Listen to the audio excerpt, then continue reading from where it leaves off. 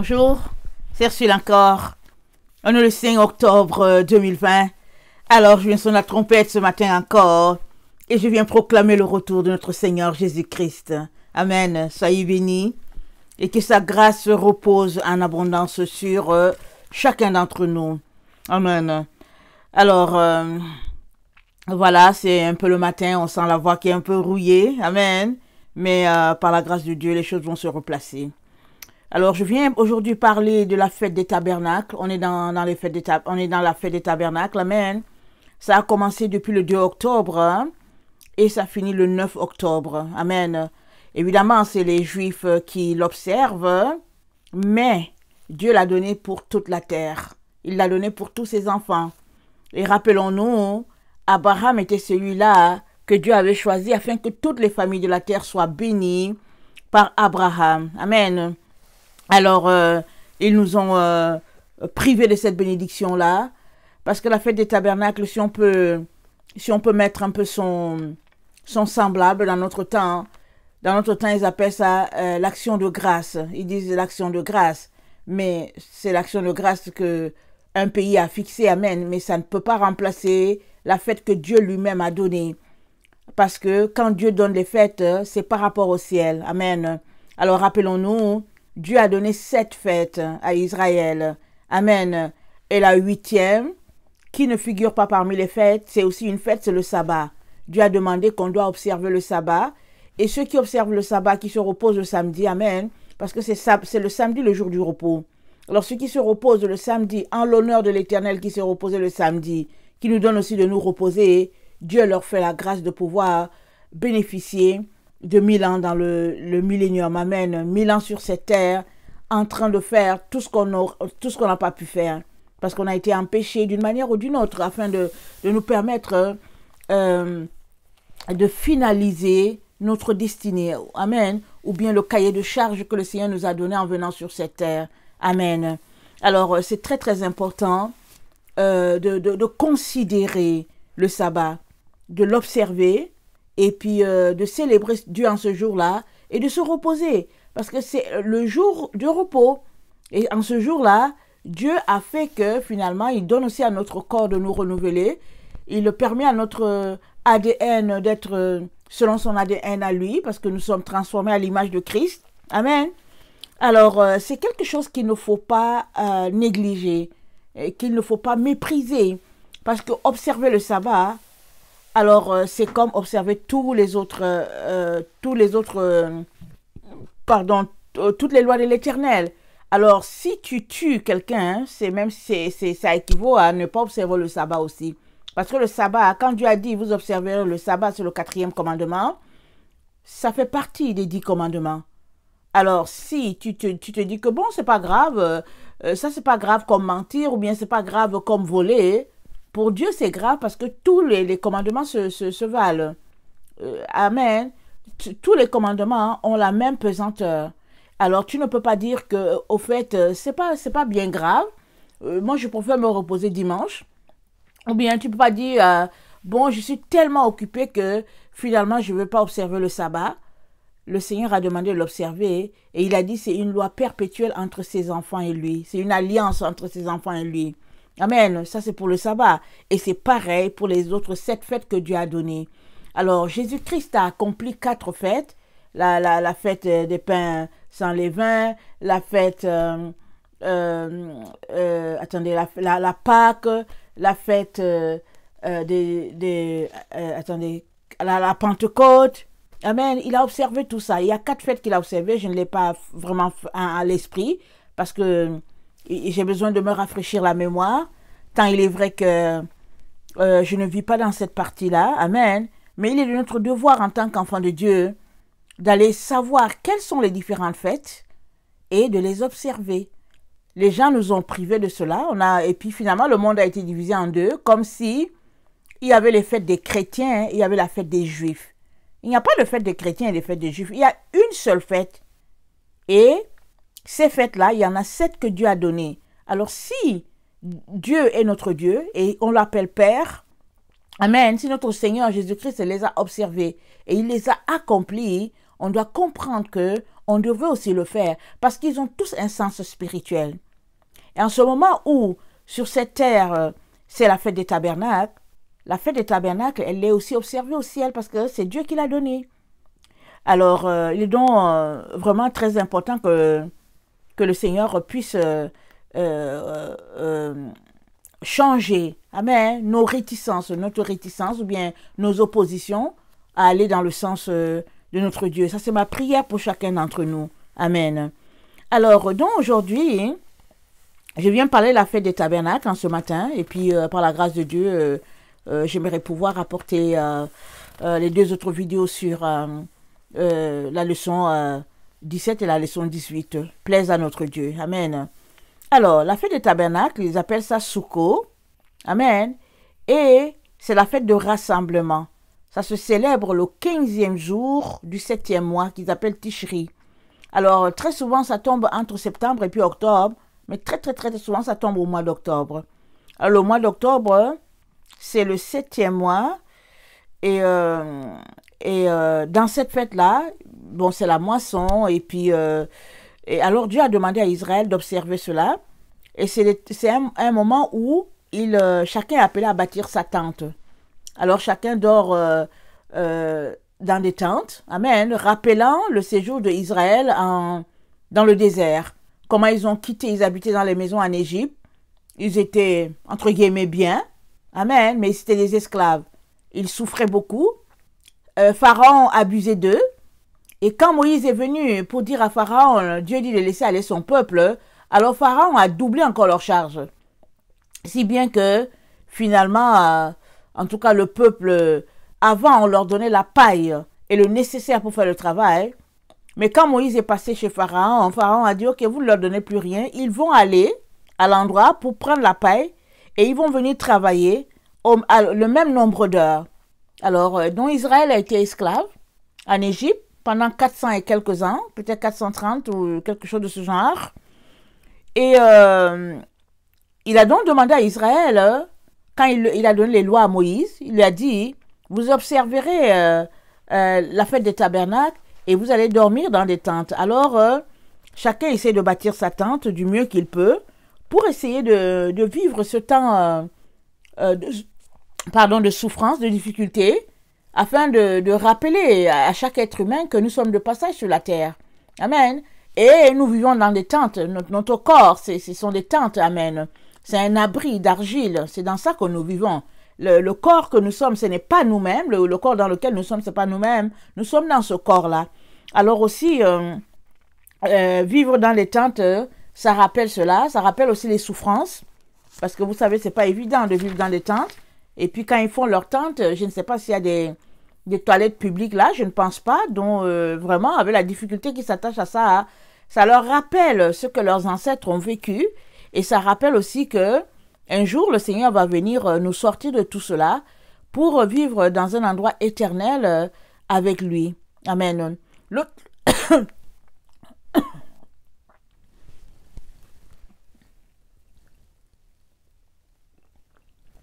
Excusez-moi. L'autre élément que la fête des tabernacles rappelle aussi, c'est le fait que c'est pas toujours évident le matin. Et ce que la fête des tabernacles rappelle aussi, c'est que il y a le retour à l'égalité sociale. Amen. Parce que bon, il y a la moisson et les gens sont appelés à apporter la récolte et puis pour le redistribuer.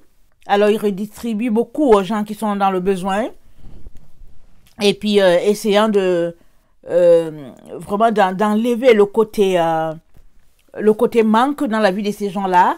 Et rappelons-nous, quand Israël va dans les champs et qu'Israël est en train de glaner, quand c'est le temps de la récolte, tout ce qui tombe à terre, Dieu a dit à Israël, tu ne prends pas. Tu ne ramasses pas ce qui tombe à terre. Tu laisses ça parce que le pauvre va venir chercher. Et c'est en ce sens-là qu'on reconnaît aussi les tribus qui sont israélites. Même si elles sont dispersées sur toute la terre, elles continuent d'observer cela parce qu'on le leur a enseigné. Parce que il y aura toujours un pauvre à quelque part à l'endroit où tu vis. Alors, Dieu a dit à Israël, tout ce qui tombe, tu ne prends pas. C'est pour cela que quand Ruth a suivi sa belle-mère Naomi, qui retournait à Bethléem alors qu'elle avait perdu son mari et ses 2 fils dans le pays de Moab, quand Ruth est venue, elle allait glaner dans les champs de quelqu'un qui était riche dans le champ de Boaz. Amen. Alors, elle ramassait tout ce qui tombait par terre. Amen. On se rappelle de cette histoire et puis elle a fini par la grâce de Dieu, ou bien Boaz a fini par l'épouser. Amen. Toute une longue histoire, une histoire d'amour. Amen. Je pense que j'en ai déjà parlé dans 1 ou 2 vidéos, dans mes différentes prêches. Amen. Alors, c'est une fête aussi qui rappelle la fertilité de la terre. On rend grâce à Dieu pour cela parce qu'il a rendu la terre fertile. Et c'est une fête qui est aussi un grand symbole spirituel. Parce que derrière la fête de tabernacle, il y a le retour du Seigneur. Ça sonne le retour de notre Seigneur. Amen. Donc il y a 3 fêtes qui n'ont pas encore été accomplies par Jésus. Alors ça c'est le Rosh Hashanah qui disent que c'est l'anniversaire de naissance, mais la date de naissance de la terre. Et la deuxième fête, c'est le Yom Kippour, le temps du pardon, où les gens prennent le temps pour demander pardon et tout. Et juste après le Yom Kippour, amen, et les gens tombent dans la fête du tabernacle. Le Yom Kippour, c'est le temps où Israël prend 10 jours devant Dieu pour demander pardon pour ses péchés. Et puis, donc, avant le Yom Kippour, ils fêtent le Rosh Hashanah, alors ils mangent bien, ils célèbrent, c'est une nouvelle année qui commence, et puis tout le monde est content et tout. Alors, ça dure, je pense, 48 heures. Amen. Et après cela, juste après cela, ils tombent dans un temps de jeûne de 10 jours. Ils demandent pardon à Dieu pour leurs péchés, pour leurs fautes, les aidant à commencer une année nouvelle sans péché, déposant leur fardeau au pied de la croix. Et puis Dieu leur a dit que, pas au pied de la croix, déposant leur fardeau au pied de Dieu, parce que Dieu leur a dit que si vous venez demander pardon, je vais vous pardonner. Amen. Et comprenons que Israël n'a pas accepté Jésus. Alors pour eux, ils continuent de fêter les lois de Moïse en ignorant le Messie. Mais pour nous chrétiens, on est les meilleures personnes placées pour fêter ces fêtes-là parce que là, maintenant, on sait que Jésus-Christ en a accompli 4 et il y a 3 autres qui restent à accomplir. Alors, on a une compréhension on a une meilleure compréhension de ces fêtes-là et puis on est plus porté à les apprécier. On devrait les fêter, mais l'ennemi nous en a privés et il est donc important qu'on change les choses. Amen. En décidant de les observer. Alors, on va donc lire dans Lévitique 23. Amen. Et on va voir de quoi il est question. Là, je voulais vous situer. Et après, on va essayer de voir la portée spirituelle. Donc, j'ai essayé de brosser un peu l'implication de la fête des tabernacles pour nous-mêmes, pour les voisins, pour l'entourage. Maintenant, on va voir la portée spirituelle. Qu'est-ce que Dieu a à nous dire là-dessus. Amen. Alors, Lévitique 23, le verset 23. L'Éternel parla à Moïse et dit, parle aux enfants d'Israël et dit, le 7e mois, le 1er jour du mois, vous aurez un jour de repos, publié au son des trompettes et une sainte convocation. Vous ne ferez aucune œuvre civile, et vous offrirez à l'Éternel des sacrifices consumés par le feu. Amen. L'Éternel parla à Moïse et dit, le 10e jour de ce 7e mois, ce sera le jour des expiations. Vous aurez une sainte convocation. Donc voilà ce qu'on vient de lire le 1er jour, il dit, parle aux enfants d'Israël et dit, le 7e mois, le 1er jour. Alors c'est le jour de l'anniversaire, le Rosh Hashanah. Alors, ils font une sainte convocation, le peuple vient, tout le monde est là, ils fêtent, ils sont joyeux, les familles se retrouvent et tout. On bénit le Seigneur parce qu'il a donné une nouvelle année. Alors, Le 10e jour de ce même jour, il dit, tu fais une sainte convocation, vous vous humiliez vos âmes, vous offrez à l'Éternel les sacrifices consumés par le feu, vous ferez aucun ouvrage ce jour-là, c'est le jour des expiations. Alors ce jour-là, il y a des sacrifices qui sont faits, je pense, en tout cas, il y a le nombre de bœufs, de moutons, ou bien il y a peut-être un agneau, et puis une génisse, je me rappelle pas, je suis pas allée dedans, amen, mais vous devez comprendre qu'il y a des sacrifices qui se font là sur l'autel, afin de demander pardon pour le péché de tout le peuple. Alors, il dit le verset 29, toute personne qui ne s'humiliera pas ce jour-là sera retranchée de son peuple. Toute personne qui fera ce jour-là un ouvrage quelconque, je la détruirai du milieu de son peuple. Pour vous dire combien c'est important pour Dieu que nous puissions observer ces règles-là. Maintenant, on peut dire, comme les chrétiens font, ils disent que bon, au fait, Jésus est mort pour moi, et puis par sa mort, je suis pardonné et je n'ai besoin de rien. Mais c'est pas vrai. Jésus est mort pour nous, c'est vrai. À la croix, il a dit tout est accompli. Il a fait ce qu'il était venu faire. Il a délié la charge qui était sur nous, le péché qui nous tenait captifs. Amen. Et il a fait de nous des enfants de Dieu. Amen.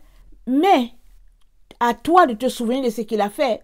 À toi de t'arrêter sur ces fêtes-là. Nulle part on ne voit dans la Bible que c'est dit que comme Jésus est venu, qu'il est mort, on n'a plus besoin de les observer. Nulle part.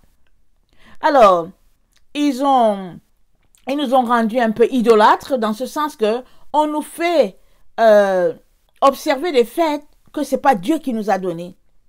Je sais pas d'où ça vient. Peut-être que c'est l'église mère, l'église catholique, qui s'est arrêtée, qui a trouvé qu'il fallait une fête. Peut-être en collaboration avec peut-être certaines autorités, je ne peux pas vous dire parce que je ne sais pas d'où viennent les différentes fêtes que nous observons, comme la fête des actions de grâce, la fête de Noël, la fête de Pâques selon la chrétienté, je ne sais pas. Tout ce que je sais, c'est que les fêtes que nous avons dans la Bible, ce sont les fêtes que Dieu lui-même a dit à ses enfants d'observer. Et si Dieu est notre Père et que le Seigneur Jésus-Christ est notre Seigneur, alors il va de soi que nous sommes appelés à observer ces fêtes-là. C'est pas vrai que ça, c'est les fêtes des Juifs, et puis nous, les autres, on a aussi nos fêtes. Ça marche pas comme ça. Amen. Alors, toute personne qui fera ce jour-là un ouvrage quelconque, je la détruirai du milieu de son peuple. Le verset 31. Vous ne ferez aucun ouvrage. C'est une loi perpétuelle pour vos descendants, dans tous les lieux où vous habiterez. Ce sera pour vous un sabbat, un jour de repos, et vous humilierez vos âmes dès le jour du 9e jour, jusqu'au soir suivant, vous célébrerez votre sabbat. L'Éternel parla à Moïse et dit, parle aux enfants d'Israël et dit, le 15e jour, c'est ici la fête des tabernacles, le 15e jour de ce 7e mois, ce sera la fête des tabernacles, en l'honneur de l'Éternel pendant 7 jours. Le premier jour, il y aura une sainte convocation. Vous ne ferez aucune œuvre civile. Pendant 7 jours, vous offrirez à l'Éternel des sacrifices consumés par le feu. Le 8e jour, vous aurez une sainte convocation. Et vous offrirez à l'Éternel des sacrifices consumés par le feu. Ce sera une assemblée solennelle. Vous ne ferez aucune œuvre servile. Telles sont les fêtes de l'Éternel, les saintes convocations que vous publierez, afin que l'on offre à l'Éternel des sacrifices consumés par le feu, des holocaustes, des offrandes, des victimes et des libations chaque jour, chaque chose au jour fixé. Voilà. Vous observerez en outre les sabbats de l'Éternel et vous continuerez à faire vos dons à l'Éternel, tous vos sacrifices, pour l'accomplissement d'un vœu et toutes vos offrandes volontaires. Le 15e jour du 7e mois, quand vous récolterez les produits du pays, vous célébrerez donc une fête à l'Éternel pendant 7 jours. Le premier jour sera un jour de repos. Vous voyez, il donne déjà les directives.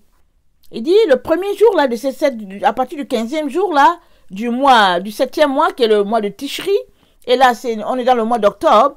Alors, il dit vous, le premier jour, ce sera un jour de repos. Déjà, ils partent en se reposant. Et le 8e jour sera un jour de repos. Alors finalement, c'est pour cela qu'ils disent que c'est vraiment un long sabbat. Parce qu'il y a 7 jours pour fêter. Le 1er jour, c'est un jour de repos. Le 8e jour, c'est un jour de repos. Bon, finalement, on est dans la fête et puis en fait, on se réjouit. Amen. Vous prendrez le 1er jour du fruit des beaux arbres, des branches de palmiers, des rameaux d'arbres touffus et des saules de rivière, et vous vous réjouirez devant l'Éternel, votre Dieu, pendant 7 jours.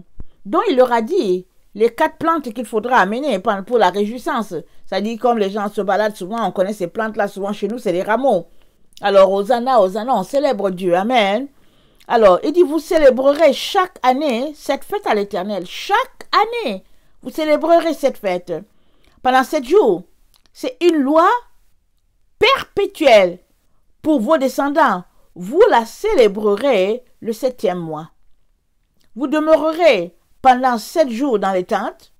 Tous les indigènes en Israël demeureront sous les tentes, afin que vos descendants sachent que j'ai fait habiter sous des tentes les enfants d'Israël, après les avoir fait sortir du pays d'Égypte.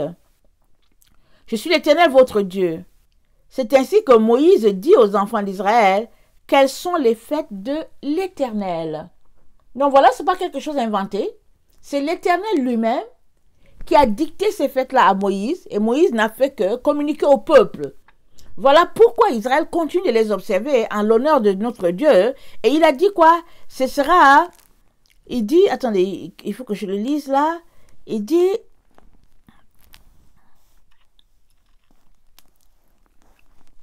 attendez.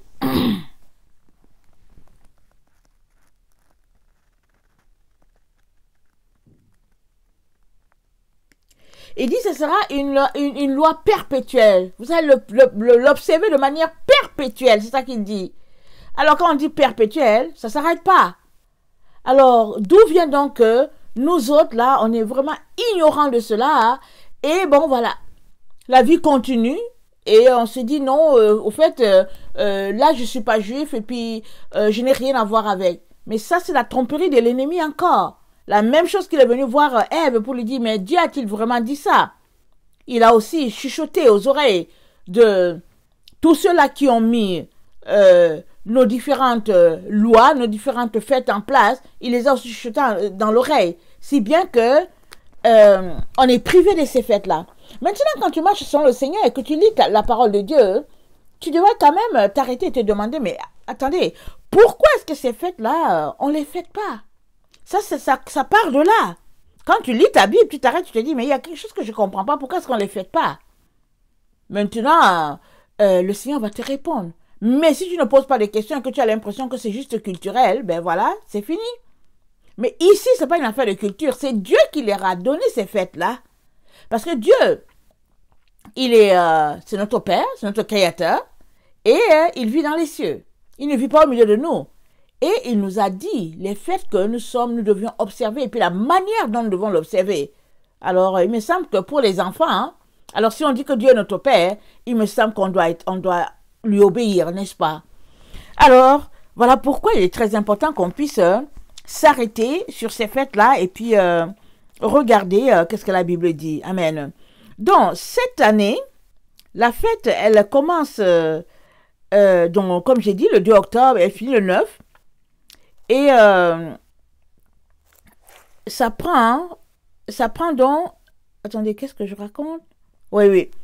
Et puis, le 21e jour de Tishri, parce que, comme on vient de le lire, il dit, parle aux enfants d'Israël et dit, le 15e jour de ce 7e mois.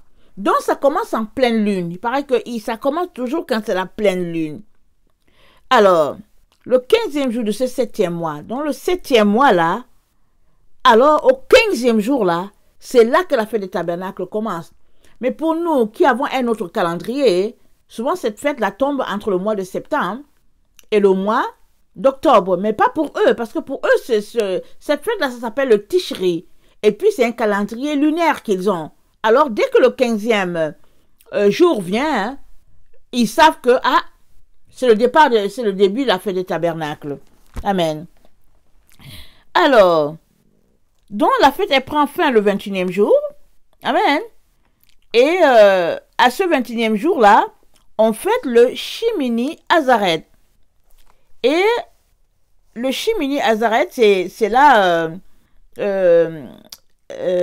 comment, le point culminant. Le point culminant de cette fête-là. Attendez, je vais lire ce que j'ai noté, parce qu'il fallait que j'aille faire des fouilles, puisque...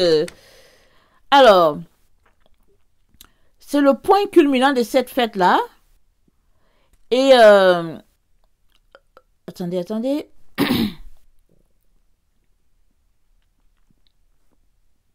Ok, attendez, il faut que je lise ce que j'ai écrit. Il ne faut pas que je me trompe. Alors, il y a 4 espèces de plantes que les gens doivent cueillir pour célébrer. Là, je l'ai mentionné. Et le 7e jour de cette fête-là, ils font ce qu'on appelle le Hosanna Rabbah, le grand Hosanna. Amen. Et après avoir chanté, loué le Seigneur et tout, cette fois, dans le Hosanna Rabbah, là, cette fois, ils font le tour de la synagogue. Avec les 4 espèces là, en faisant Hosanna. Alors, ils font ça 7 fois. On sait tous que 7 fois, c'est le chiffre parfait de Dieu. Alors, le 8e jour donc, de cette période-là déterminée de l'Éternel, qui tombe le 21e jour puisque ça commence le 15e, alors, après, quand tu comptes 8, alors ça tombe le 21e jour dans le Tishri. Amen. Et ils appellent ça le Shimini Azaret. C'est l'assemblée solennelle. Alors, c'est là que il y a des sacrifices de bélier, le bœuf.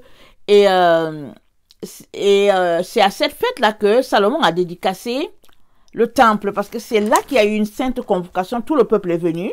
Ils sont venus écouter ce que Dieu avait à dire pour eux en cette fête-là. Amen. Et vous savez tous que c'était l'inauguration du temple. Alors, normal que à la fête des tabernacles, où les gens dorment dans les tentes, alors, qui est une maison pour l'Éternel, normal que ce soit ce jour-là, que ce soit fêté. Amen. Alors, regardons 1 Roi 8, le verset 1 à 28. 1 Roi 8.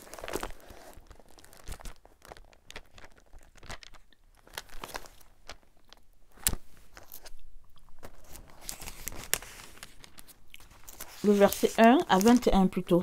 1 Roi 8.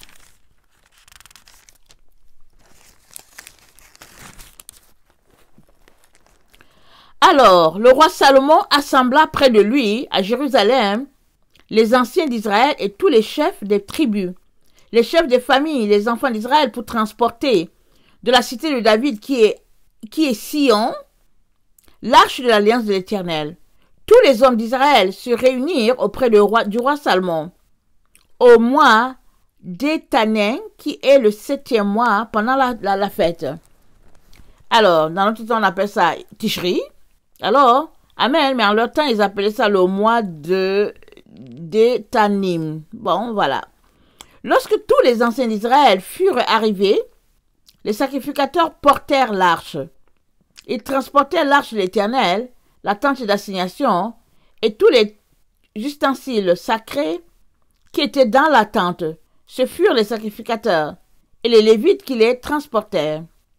Le roi Salomon et toute l'assemblée d'Israël, convoqués auprès de lui, se tinrent devant l'arche.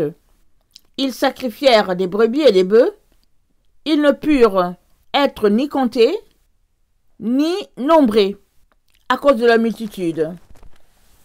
Les sacrificateurs portèrent l'arche de l'alliance de l'Éternel à la place, dans le sanctuaire de la maison, dans le lieu très saint, sous les ailes des chérubins.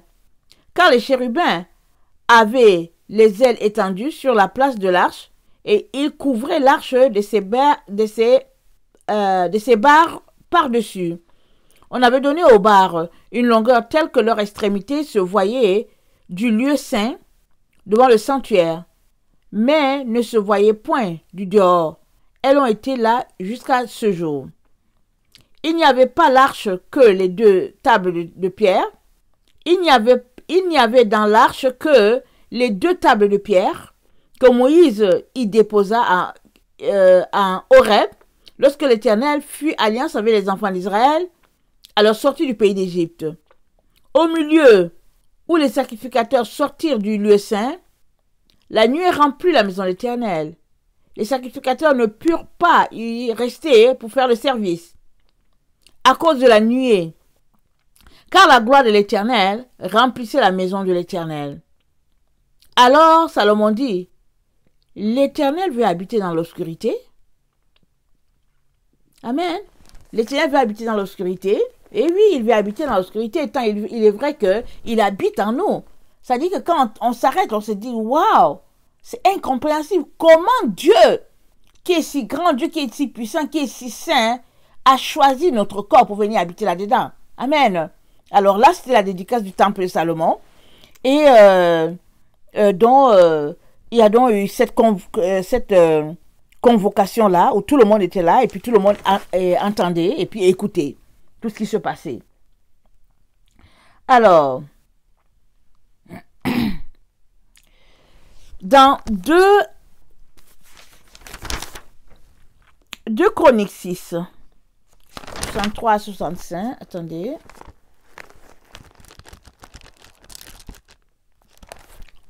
Deux Chroniques 6.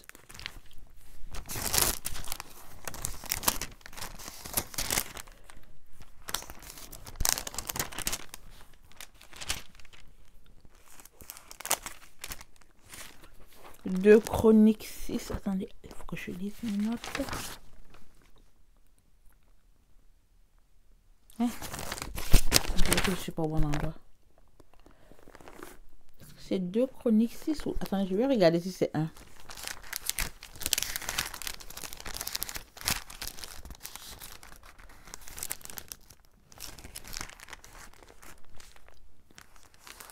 Ah oui, je pense que c'était 1 parce que dans le 2, là, il n'y a pas de 63. Mais dans le 1, il y a 63. Ah, 2 Chroniques 6.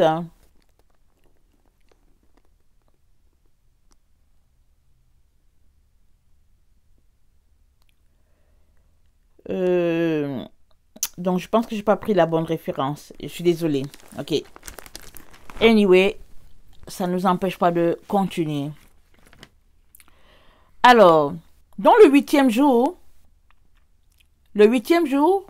c'est le Simba Torah. Le 7e jour, c'est le Shimini Azaret. Amen. Et le 8e jour, c'est le Simba Torah. Et le Simba Torah veut dire réjouissance de la loi.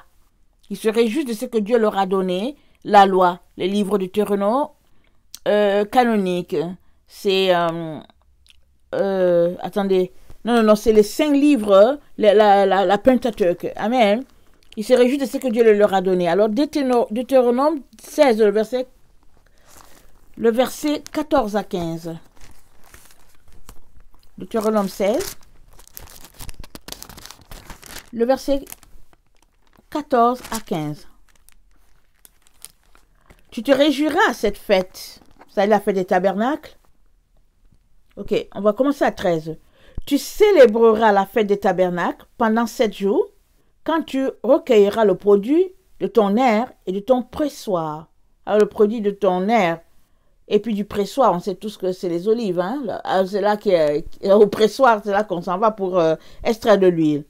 Alors, tu te réjouiras à cette fête, toi, ton fils et ta fille, ton serviteur et ta servante, et le lévite, l'étranger, l'orphelin et la veuve qui sont dans tes portes. Tu célébreras la fête pendant 7 jours, en l'honneur de l'Éternel, ton Dieu, dans le lieu que choisira l'Éternel. Car l'Éternel, ton Dieu, te bénira dans toutes tes récoltes et dans tout le travail de tes mains. Et tu te livreras entièrement à la joie. Donc cette fête, comme on vient de le lire, est célébrée en l'honneur de l'Éternel. Tu célébreras cette fête en l'honneur de l'Éternel. Alors nous sommes empêchés d'honorer notre Dieu en célébrant cette fête parce qu'on est ignorant, on ne sait pas que ça existe. On est là, on vit détaché de ces festivités-là. Mais on a besoin de participer à cela. On est des enfants de Dieu. Ce n'est pas dit que si tu es de la terre d'Israël, là-bas, là, à côté des pays arabes, là, géographiquement, c'est pas dit que si tu loges là-bas, tu dois fauter ça. C'est dit que c'est pour Israël. Dieu a donné ça à Israël. Or, toi et moi sommes bénis à travers Israël. Parce que Dieu a dit à Abraham, je t'ai choisi, pas parce que tu es le meilleur peuple de la terre, comme Dieu l'a dit, mais je t'ai choisi afin que toutes les familles de la terre soient bénies à travers toi. Alors, si on accepte la bénédiction qui est venue d'Abraham, à savoir Jésus-Christ, ce serait aussi bien qu'on prenne tout le package. Alors, souvent, on se retrouve à être sélectif. On prend cette partie, on dit, oh oui, ça m'arrange, d'accord. L'autre, on dit que non, non, je refuse, c'est trop traditionnaliste et tout. Mais allez-y chercher qu'est-ce qui est tradition et puis qu'est-ce qui ne l'est pas. Alors, très souvent, quand on pense que quelque chose est tradition, finalement, on se rend compte que non, ils sont en train d'observer ce que Dieu leur a dit. Et les perdants, c'est nous, parce qu'on est ignorants de cela. Amen.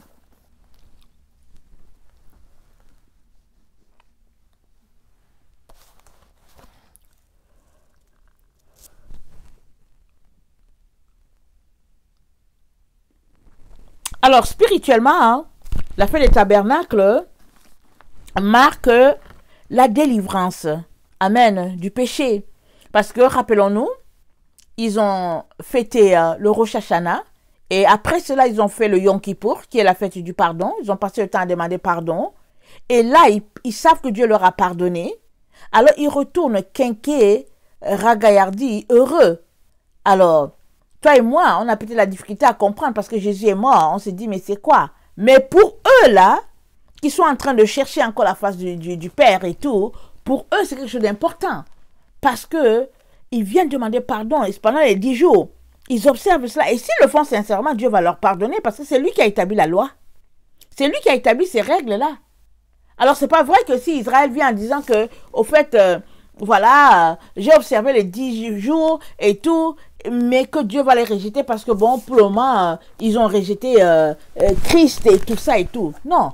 Il y en a, du moment où nous sommes, qui, au fait, réussissent à observer la loi avec beaucoup de difficultés, chemin faisant, finissent par rencontrer Dieu. Mais ils sont vraiment studieux dans leur recherche de Dieu. Ils étudient les Écritures. Ils sont vraiment élèves de la Torah. Et puis, chemin faisant, ils commencent à se poser des questions pour dire, mais c'est qui le Messie? Et tout. Mais, pour qu'ils soient arrivés là, c'est parce qu'ils ont pris la décision d'étudier les 5 livres de la Bible. Mais si toi, là, tu ne lis pas la Bible, comment est-ce que tu vas pouvoir te poser les bonnes questions? Parce que tu poses des questions par rapport à quelque chose que tu as lu, par rapport à un blocage. Mais tu ne peux pas juste là, dans le vide et puis ne rien savoir. Il faut lire. Amen. Il faut lire, il faut prendre connaissance. C'est pourquoi c'est très important de nous renseigner. La Bible dit, mon peuple périt faute de connaissance. Faute de connaissance de quoi? Les Écritures. Faute de connaissance de la révélation du Père. Mon peuple périt. Amen. Il est donc important qu'on puisse s'éduquer par rapport à ce que Dieu a dit. Amen.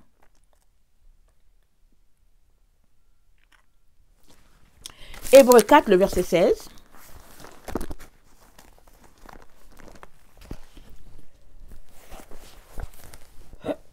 Excusez-moi.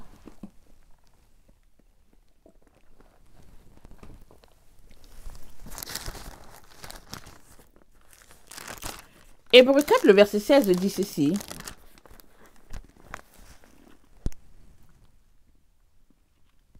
Approchons-nous donc avec assurance du trône de grâce afin d'obtenir miséricorde et le pouvoir et de trouver grâce pour être secourus dans nos besoins. Amen. Alors, la parole le dit, il dit, approchons-nous donc avec assurance du trône. Israël, pendant 10 jours, se sont approchés avec assurance du trône, demandant pardon. Ils le font de manière sincère. Ils sont là dans cet esclavage-là, après un an encore, ils retournent et tout, ils retournent. Mais il y en a qui se posent des questions, qui se disent, mais attends, c'est quoi? Qui se posent des questions? Et il y a aussi déjà beaucoup de Juifs qui ont donné leur vie à Jésus, qui sont en train d'évangéliser leurs frères. Amen.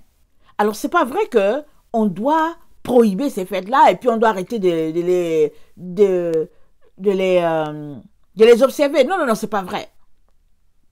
On a besoin de continuer de creuser là-dedans parce qu'elles ont un sens spirituel très, très profond, lié directement à Dieu le Père. Amen.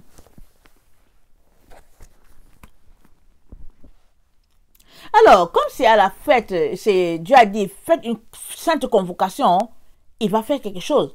Rappelons-nous, il y a eu une convocation à la fête, je ne sais plus à laquelle, et Jésus est né. Alors, il y a beaucoup de gens qui pensent que Jésus est né à cette fête-là, parce que c'est une période, ils pensent que Jésus est né l'automne, et ces 3 fêtes-là, ils pensent que Jésus est né là, alors que le roi César Auguste, il a convoqué, il a dit, allez se faire, il dit, allez vous faire recenser, allez vous faire recenser.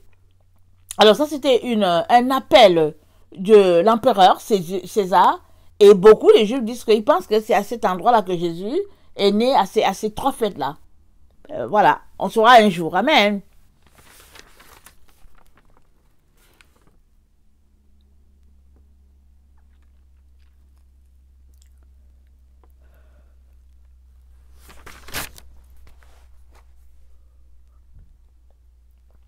Alors, le 7e jour-là, de cette fête-là, le grand prêtre, il remplit l'eau. Amen, il va au réservoir. Ici, le réservoir Siloué, il remplit sa dame Jeanne d'eau. Et puis, il vient il revient dans le temps, pardon. Et puis, il répand l'eau sur les gens. Et puis, les gens reçoivent ça comme la bénédiction, la rosée divine. La bénédiction de Dieu. Amen. Allons-y, regardez le psaume 118.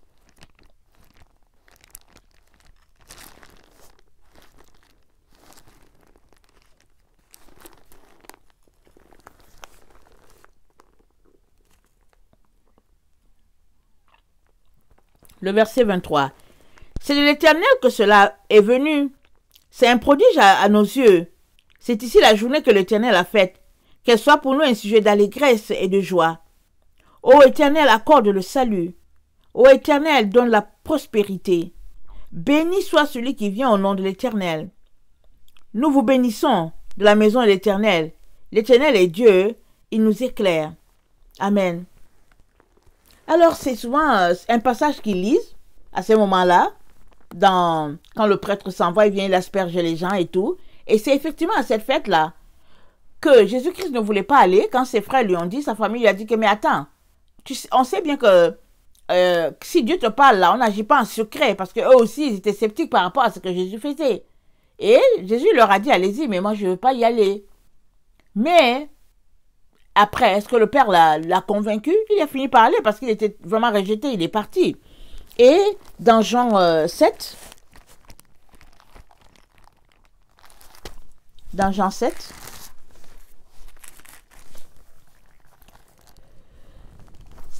excusez-moi,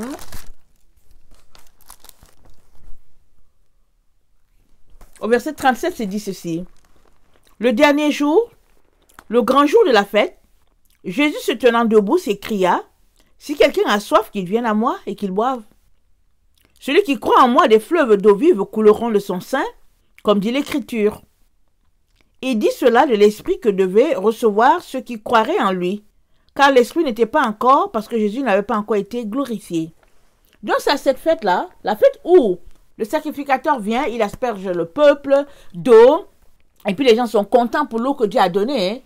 C'est là que Jésus s'est tenu, pour dire, si quelqu'un a soif, qu'il vienne, et je vais lui donner de l'eau. Il était en train de leur dire, écoutez, pendant que le sacrificateur est en train de faire la cérémonie, il est en train de leur dire, écoutez, c'est moi le vrai sacrificateur. C'est moi. C'est de moi qu'il est question. Parce que je vais vous donner cette eau-là que vous cherchez. Mais il parlait de l'eau spirituelle. Il parle du Saint-Esprit. Mais ils n'ont pas compris. Et puis, ils l'ont méprisé. Amen. Alors, Apocalypse 21, le verset 6.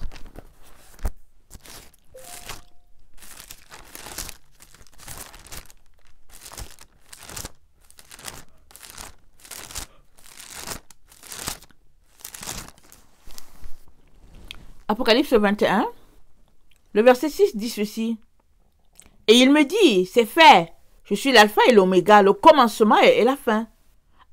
À celui qui a soif, je donnerai de la source de l'eau de vie gratuitement. C'est la même scène ici, là. Jésus dit, si quelqu'un a soif, qu'il vienne, et je lui donnerai de l'eau vive. Attendez, il dit, le dernier jour, le grand jour de la fête, Jésus se tenant debout s'écria, si quelqu'un a soif, qu'il vienne à moi et qu'il boive. Et ici, c'est presque les mêmes paroles, mot pour mot. Amen. Il dit à celui qui a soif, je donnerai de la source d'eau vive gratuitement. Celui qui vaincra héritera ces choses. Je serai son Dieu et il sera mon fils. Amen. Et Apocalypse 22, c'est dit, et il me montra un fleuve d'eau de la vie, limpide comme du cristal qui sortait du trône de Dieu et de l'agneau. Au milieu de la place de la ville et sur les deux bords du fleuve, il y avait un arbre de vie produisant 12 fois les fruits, rendant son fruit à chaque mois, et dont le feuillage servait à la guérison des nations. Amen.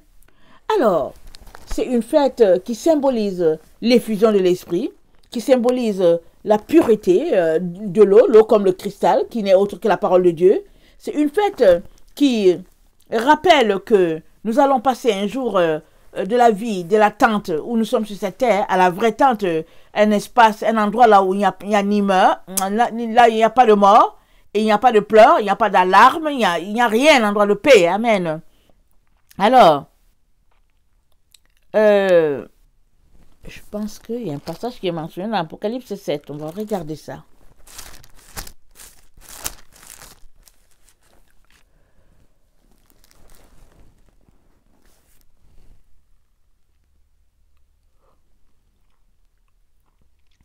Alors, après cela, Apocalypse 7, le verset 9.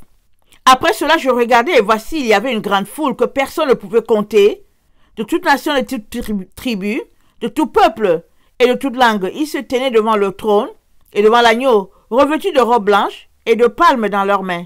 Ils criaient d'une voix forte en disant, le salut à notre Dieu qui est assis sur le trône et à l'agneau. Amen. Alors, quand il y a une sainte convocation, tout le peuple est là et Dieu se manifeste au milieu. Alors, quand, à cet endroit-là, on dit, après je regardais, voici, il y avait une grande foule, j'ai donné ce passage parce qu'il y a quelqu'un qui pense que ça correspond à la fête des tabernacles dans le ciel. Ils sont assemblés. Amen. Ils sont assemblés devant le trône et tout. Et parce que ça dit, le salut à notre Dieu qui est assis sur le trône et à l'agneau. Et quand ils sont assemblés, ils célèbrent Dieu et le louent en tant que Seigneur sur leur vie ici sur la terre. Amen. Alors, donc beaucoup de gens pensent que ce passage-là, ça fait référence parce que puisque Jésus-Christ a accompli des 7 fêtes, il a accompli 4 et qu'il reste les 3 à accomplir, alors plusieurs pensent que Jésus-Christ va venir dans les 3 dernières fêtes et la fête des tabernacles. Amen. Et celle-là qui est pointée parce que ça parle de tente. Ça parle du tabernacle. Alors, nous savons tous que la tente, une tente, c'est un lieu de repos. Et comme ça mentionne le mot tente, la maison, alors beaucoup de gens pensent que Jésus viendra à cette fête-là. Amen.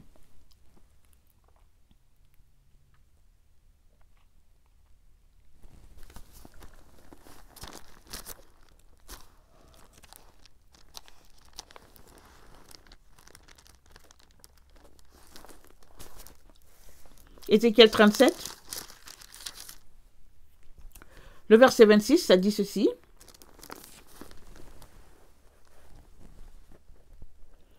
Je traiterai avec eux une alliance de paix et il y aura une alliance éternelle avec eux. Je les établirai, je les multiplierai et je placerai mon sanctuaire au milieu d'eux pour toujours. Dans cette scène-là d'Apocalypse 21 qu'on vient de voir, renvoie un peu à cette parole de l'Éternel. Amen. Ma demeure sera parmi eux, je serai leur Dieu et ils seront mon peuple. Et les nations sauront que je suis éternel, l'Éternel qui sanctifie Israël, lorsque mon sanctuaire sera pour toujours au milieu d'eux. Mon sanctuaire pour toujours au milieu d'eux. Regardons Zacharie 14. Attendez.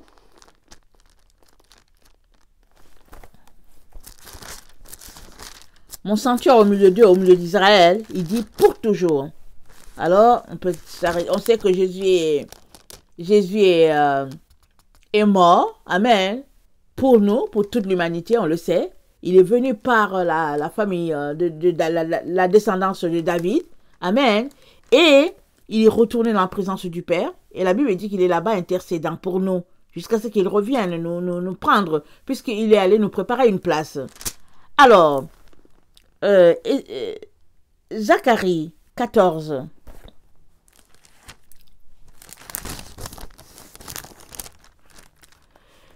ça nous dit ceci, à partir du verset 16.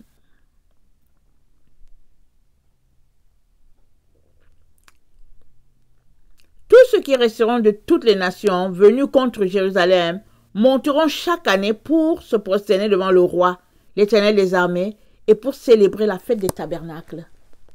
C'est une fête perpétuelle. Elle est perpétuelle. Et ces nations-là, elles vont monter quand? Dans le millénium. Parce que le millénium, ça se passe sur la terre, c'est pas dans le ciel. Alors c'est dit, tous ceux qui resteront de toutes les nations venus contre Jérusalem monteront chaque année. Alors nous savons tous qu'il y a la guerre d'Armageddon qui arrive. Les gens vont monter contre Jérusalem parce qu'ils veulent l'anéantir. Et c'est là que notre Seigneur va descendre. Il va combattre avec une force, avec l'armée du ciel, pour délivrer à tout jamais l'endroit qui appartient à notre Dieu. Amen.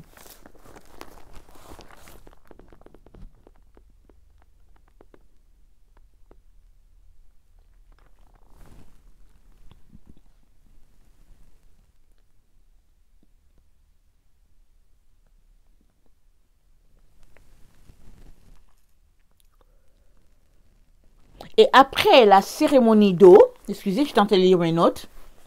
Après la cérémonie d'eau, il y a la célébration de la lumière. Alors, le sacrificateur toujours allume la lumière et puis bon, l'allume de manière haute afin de symboliser que le Dieu d'Israël, c'est lui qui est leur lumière et tout. Et nous savons tous que quand Jésus est venu, il s'est présenté comme la lumière, il s'est révélé comme la lumière du monde. Amen. Jean 8, le verset 12.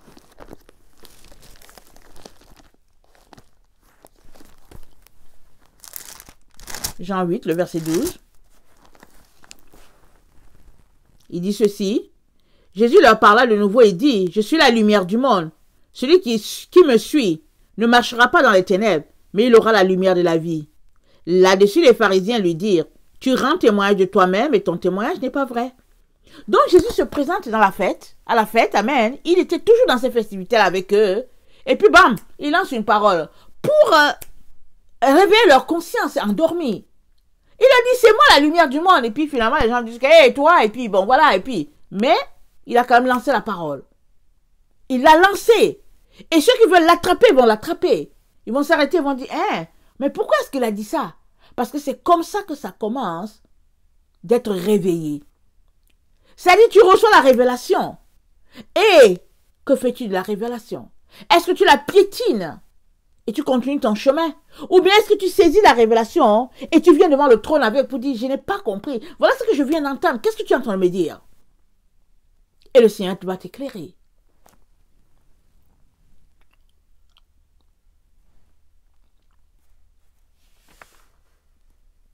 Attendez.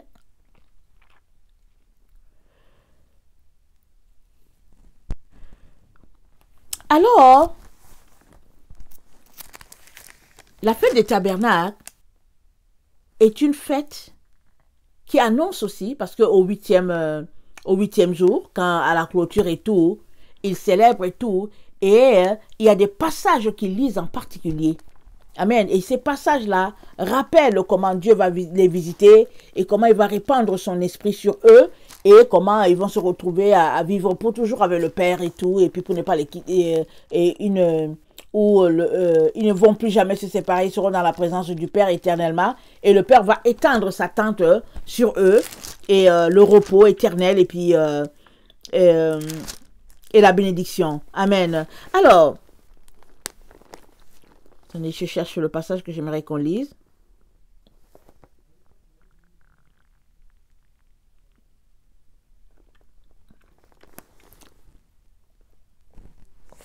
Attendez, c'est dans Ézéchiel.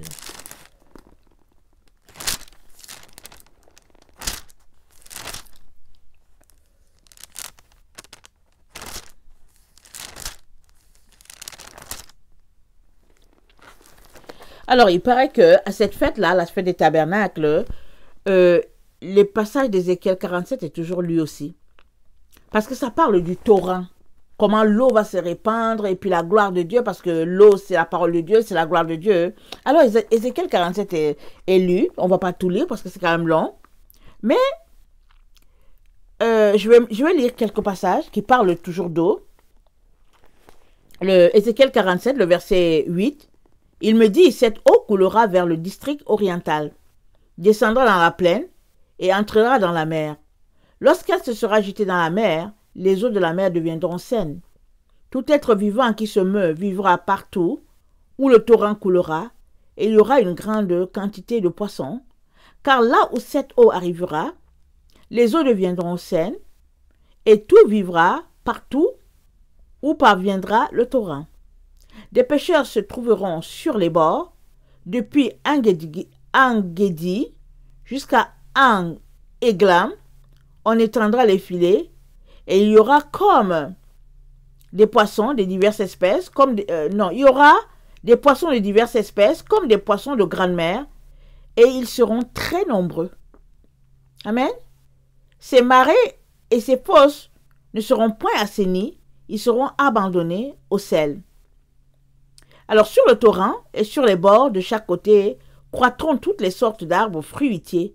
Leur feuillage ne se flétrira point, et leurs fruits n'aura point de fin. Ils mûriront tous les mois, parce que les eaux sortiront du sanctuaire. Leurs fruits serviront de nourriture, et leur feuillage de remède. Rappelons-nous Apocalypse 22, le verset 1 et puis 2. Amen. Ça parle de ce torrent-là qui coule, et ça parle de comment il y a cet arbre fruitier-là, alors avec 12 fruits. Alors, tout ce que Dieu nous a demandé de faire, c'est un symbole qui rappelle quelque chose de précis dans le ciel. Quand on le fait, on est en train de dire à Dieu qu'on croit cela. C'est-à-dire que quand on met en application ce qu'il a dit, on est en train de s'accorder avec lui, en train de lui dire, je crois, et je m'attends à cette bénédiction-là.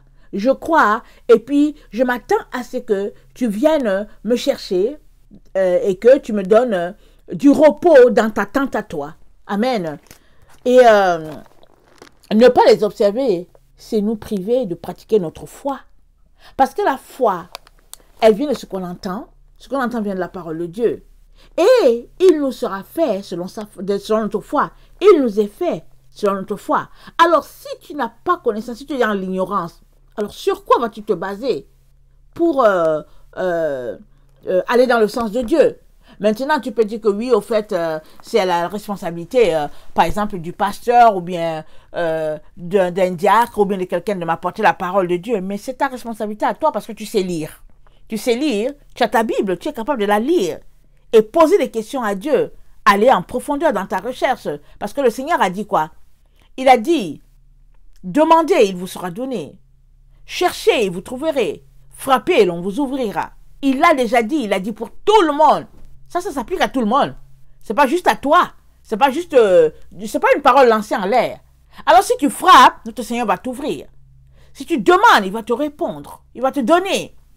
Et si tu cherches, il te dit, tu vas trouver. Est-ce que tu as cherché? Parce que les musulmans là qui trouvent Jésus là, c'est parce qu'ils cherchent. Ils cherchent la vérité, ils disent c'est où? Parce que je prie Mahomet là, je n'entends rien. Et puis quand je cherche, ou bien souvent je fais les rêves, c'est Issa que je vois. Issa c'est Yeshua. Et puis Yeshua c'est Jésus. Alors ils cherchent. Et ils finissent par trouver. Jésus finit par se révéler à eux. Mais si toi tu ne cherches pas, comment vas-tu trouver? Amen. Alors il est donc très important qu'on puisse s'intéresser à ces fêtes-là que le Père a données. Elles ne sont pas des fêtes en l'air. Ce pas des fêtes païennes, c'est pas l'idolâtrie. C'est important les fêtes. Tu peux dire, oh non, moi les fêtes ça ne m'intéresse pas, je suis trop occupé, nanana. Mais non, il a dit à Israël, il dit, vous faites une sainte convocation et vous ne travaillez pas. Déjà dès le départ, le premier jour tu ne travailles pas, et puis le 8e finalement tu ne travailles pas, et puis finalement quand tu regardes, il faut fêter, il faut faire ceci, il faut aller à la synagogue, il faut faire telle activité, il faut faire telle autre. Finalement, pendant tous ces jours-là, où les fêtes des tabernacles est fêtées, les gens ne travaillent pas. Amen. Ils se réjouissent, ils s'élèvent, ils mangent les fêtes de la récolte, ils sont dans les tentes, ils font connaissance, et ben voilà, et puis donc voilà, et puis c'est ça, le ciel aussi se réjouit avec tout cela qui fête. Alors, que vraiment le Seigneur puisse nous donner, à nous qui nous réclament de Jésus-Christ, que le Seigneur puisse vraiment nous donner d'aller de l'avant dans cette recherche-là. Amen. Ne nous limitons pas. Ne nous disons pas que ben on m'a jamais enseigné ça et puis ben voilà. Mais allons-y, allons faire des recherches. Posons des questions. Grandissons parce que c'est comme ça qu'on grandit. Grandissons. Et le Seigneur va venir nous éclairer. Sa lumière va nous visiter. Et puis on sera en tout cas équipé pour sa venue. Parce que le tabernacle, rappelez la fête des tabernacles, c'est Attendez, voilà, je voulais vous lire ça avant de partir. C'est le psaume 27. J'aimerais qu'on lise un verset dans le psaume 27 qui fait allusion à la fête des tabernacles. C'est très important. J'ai failli l'oublier. Alors, le psaume 27, le verset 4 et 5. Je demande à l'Éternel une chose que je désire ardemment. Je voudrais habiter toute ma vie dans la maison de l'Éternel pour contempler la magnificence de l'Éternel, pour admirer son temple, car il me protégera dans son tabernacle au jour du malheur. Et c'est quoi le jour du malheur? C'est le grand jour de l'Éternel, ce jour terrible dont la Bible parle. Dieu va te protéger dans son tabernacle. Et son tabernacle, c'est quoi? Dans son ciel, sous sa protection, dans sa tente. Amen. Alors, il me cachera sous l'abri de sa tente. Voilà, c'est ici. Et il m'élèvera sur un rocher. Et déjà ma tête s'élève sur mes ennemis qui m'entourent. J'offrirai des sacrifices dans sa tente au son de la trompette. Je chanterai, je célébrerai l'Éternel. Ici, ça rappelle la fête des tabernacles. Amen. Alors, nous ne pouvons pas négliger les choses que Dieu considère. Nous ne pouvons pas mépriser ce que Dieu a trouvé très utile. Amen. Et il nous a intéressés à cela. Amen. Que le Seigneur bénisse sa parole. Voilà, je vous aime beaucoup. Et Dieu davantage, soyez bénis. Maranatha, Jésus revient. Amen. Amen.